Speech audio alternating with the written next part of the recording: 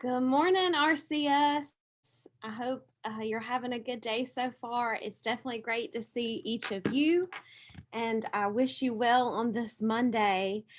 And you were just listening to one of my favorite artists, Lauren Daigle, and it's called You Say, and I love that song so much. So I hope that spoke life into you this morning, and I'm just so happy you're here with us today.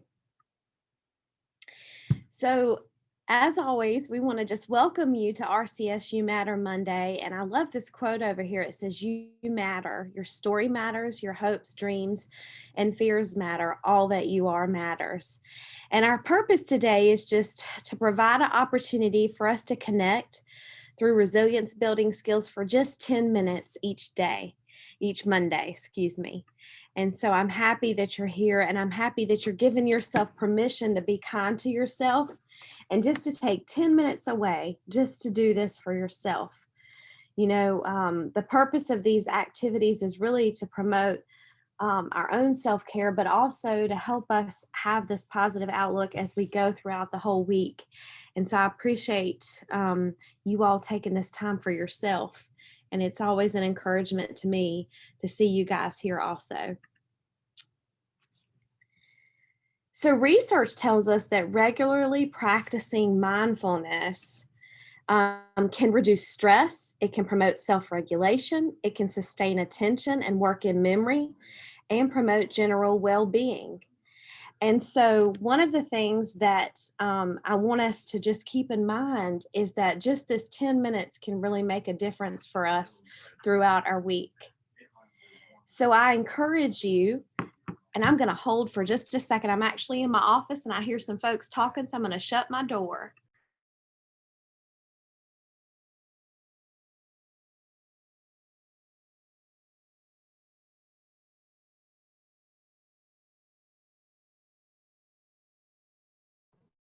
Okay, friends, I'm sorry about that. Well, they were talking and it was getting a little distracted. Um, so I just want us to kind of focus today on this positive thought. Each week we try to have a positive thought that comes to mind. And today our thought is my strength comes from. So I'll just let you kind of sit with that for just a minute and think about where your strength comes from. Just take just a minute. And as you think about this positive thought, I want you to just focus on that and take a few seconds to reflect on that. Maybe close your eyes or keep a soft gaze. And let's take several deep cleansing breaths. I want you to inhale slowly and exhale and inhale and exhale. Now just repeat this positive phrase, my strength comes from. And just inhale and exhale and inhale and exhale. And repeat the phrase one more time. My strength comes from. Inhale and exhale. And repeat the phrase one more time. Inhale and exhale. Beautiful. So I want to talk to you this morning just a little bit about strength. And I had this amazing opportunity last night to actually attend a church event with a friend of mine. And it was a women's ministry event. And it was several ladies who actually stood up and were very vulnerable as they shared their story. And they talked about some struggles that they had had with mental health, just with life in general, that many of us have, right? And the vulnerability that they showed to be able to tell their story was amazing. And so it made me really think about that strength does come from vulnerability. So I want you to listen to Brene Brown. Some of you may have heard of her. She is a sociologist and she talks a lot about what we do here at RCS You Matter Mondays. So she's just going to speak briefly about why vulnerability can be your greatest strength.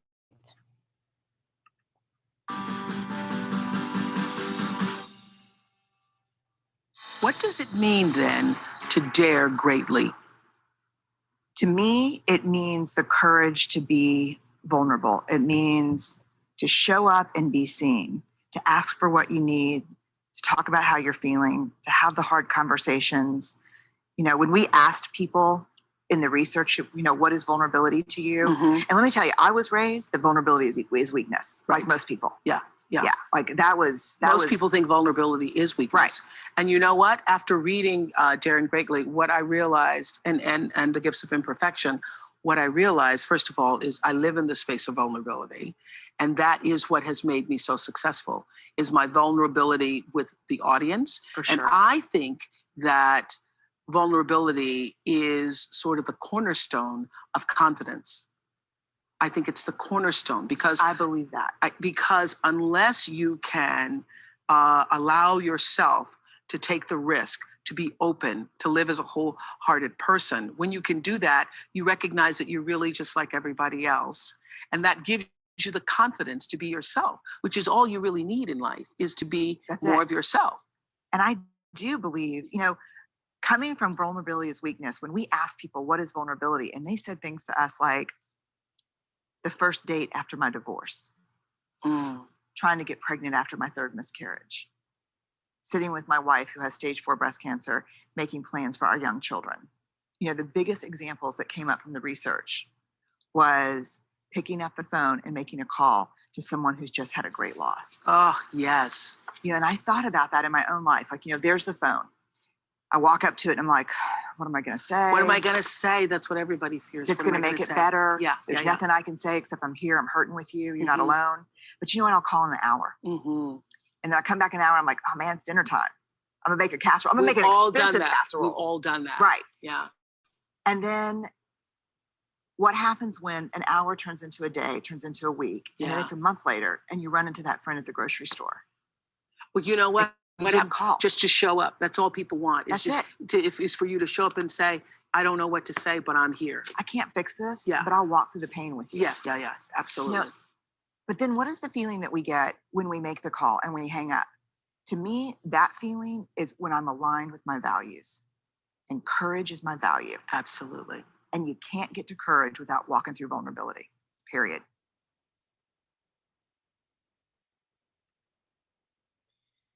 So I hope you guys enjoyed that video. It just made me think about that being vulnerable can help us to work through our emotions easier, right? Rather than pushing them away. A lot of times we tend to push our feelings down or push them away when we've gone through hard things or when we're going through hard things. I know I have. And vulnerability fosters good emotional and mental health. It's a sign of courage, right? We become more resilient and brave when we embrace who we truly are and what we're feeling. So I encourage you today to be like my friends last night. And just as we walk through our daily work today, no matter what your role in, is just, open yourself to others, right? The more we do that, the more we feel connected to others, and we share our strength when we do that. And you inspire others in that same return when we do that. So I invite you again to really think about where your strength comes from. I can't help but think of that verse. Where does my help come from? My help comes from the Lord, the maker of heaven and earth, right? But I also love this verse. This is one of my favorite verses. I keep it posted. It's one that I go to often when I'm struggling or when something's hard. And it says, my grace is sufficient for you, for my power is made perfect in weakness. And I think that's so true, because oftentimes when we feel weak, that's really when God does show up for us, right? And helps us get through that time. And we can help others in that same respect when we're open to them and we're open to that connection. So I just invite you one more time to take that positive thought that we just talked about and think about it one more time. Where does your strength come from? And just kind of sit with that for just a second and breathe in and breathe out and breathe in and breathe out. And I want you to keep that positive thought in your mind. And we're going to do what's called a body scan this morning. All right. So if you can find a chair to sit in, if you happen to be driving, wherever you are, just try to get a little comfortable in the spot that you're in. And I want you to continue with a few more deep breaths. Continue to repeat your positive thought. Breathe it in fully and exhaling slowly. Breathe in through your nose and out through your mouth. And begin to let go of the noises around you. Begin to shift your attention from outside to inside yourself. If you are distracted by sounds in the room, simply notice this and bring your focus back to your breathing. If you're distracted by thoughts or feelings within you, simply take notice and bring your focus back to your breathing. No judgment. Just remember to be kind and gentle with yourself. Now slowly bring your attention down to your feet. Begin observing the sensations in your feet. You may want to wiggle your toes a little, feeling your toes against your socks or shoes. Just notice without judgment. You might imagine sending your breath down to your feet as if the breath is traveling through the nose to the lungs and through your stomach and all the way down to your feet. And then back up again through your nose and lungs. Maybe you don't feel anything at all, and that's okay too. Just allow yourself to feel the sensation of not feeling anything. When you're ready, allow your feet to dissolve in your mind's eye and move attention up to your ankles, your calves, and knees and thighs. Observe the sensations you are experiencing throughout your legs. Breathe in and breathe out. If your mind begins to wander during this exercise, gently notice this without judgment and bring your mind back to noticing the sensations in your legs. If you notice any discomfort, pain, or stiffness, don't judge this, just simply notice it. Observe how all the sensations rise and fall and shift moment to moment. Notice how no sensation is permanent. Just observe and allow the sensations to be in the moment, just as they are. Breathe in and breathe out from your legs. Then on the next breath out, allow the legs to dissolve in your mind and move to the sensations in your lower back. Soften and release your breath in and out. Slowly move your attention up to your mid-back and upper back. Become curious about the sensations there. You may become aware that the muscle, the temperature, or points of contact with the furniture you're sitting on. With each breath, let go of any tension. And then very gently shift your attention to your stomach area. Perhaps you notice the feeling of clothing, the rising and fall of your tummy with each breath.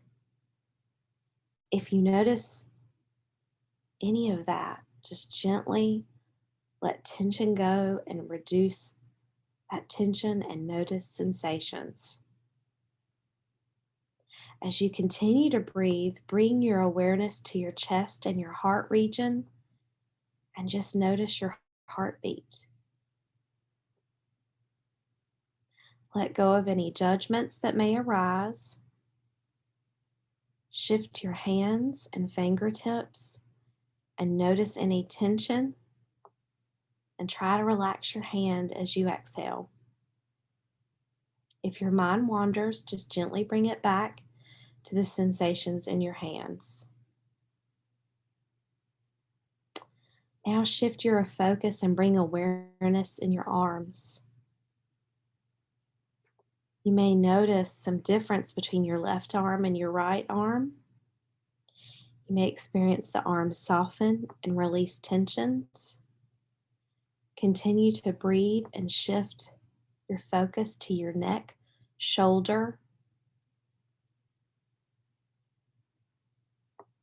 This area where we often have tension, it could be tight. Just try to relax your shoulders and release that tension and roll your shoulders back. Take some deep breaths while you're doing that.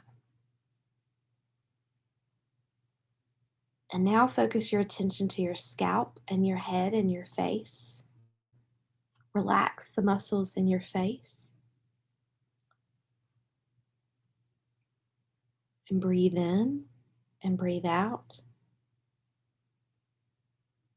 Feel the gentle rhythm of the breath as it moves through your body.